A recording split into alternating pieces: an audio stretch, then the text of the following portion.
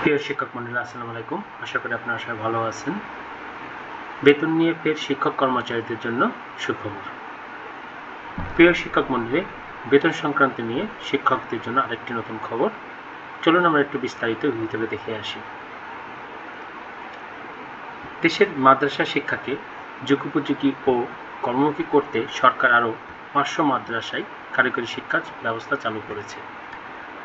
আগামী বছর ধাপে ধাপে এসব মাদ্রাসায় প্রযুক্তিগত কারিগরি প্রশিক্ষণের সুযোগ সৃষ্টি করা হবে।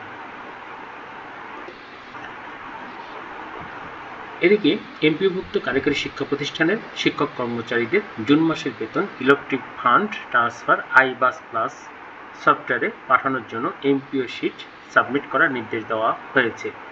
10 জুলাইয়ের মধ্যে technical education management information system TEMIS সফটওয়্যারে এই শিটটি সাবমিট করতে হবে। এছাড়াও যেসব প্রতিষ্ঠানে তালিকায় নেই সেসব প্রতিষ্ঠান আগের মতন জুন মাসের বেতন ভাতা পাবেন। বৃহস্পতিবার কারিগরি শিক্ষা অধিদপ্তরের এক নোটিশে এ তথ্য জানানো হয়েছে। এই নোটিশে সব শিক্ষা প্রতিষ্ঠান প্রধান সংশ্লিষ্টদেরকে পাঠানো হয়েছে।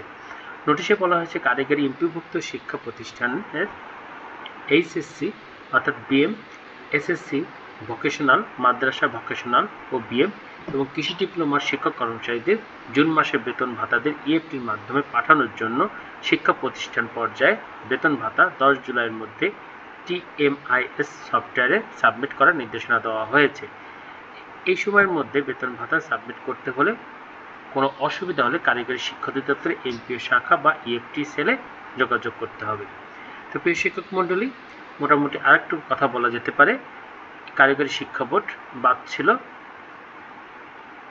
ইএফটি মাধ্যমে বেতন প্রদানের জন্য। এটা মোটামুটি সম্পূর্ণ হতে যাচ্ছে। জুলাই মাস থেকে শতভাগ শিক্ষা প্রতিষ্ঠানের শিক্ষক কর্মচারীদেরকে ইএফটিতে বেতন দেওয়ার লক্ষ্যে কাজ করবে সরকার। প্রিয় শিক্ষক মণ্ডলী, তাহলে সাধারণ এমপিওভুক্ত শিক্ষক মণ্ডলীর মতন কারিগরি শিক্ষকদেরকে ইএফটির মাধ্যমে বেতন প্রাপ্ত হবেন। প্রিয় শিক্ষক মণ্ডলী, আশা করি আপনারা খবরটি জানতে পারলেন। ধন্যবাদ, সবাই ভালো থাকবেন। আর চ্যানেলে যারা নতুন অবশ্যই চ্যানেলটিকে সাবস্ক্রাইব করবেন। ধন্যবাদ, সবাই ভালো থাকবেন।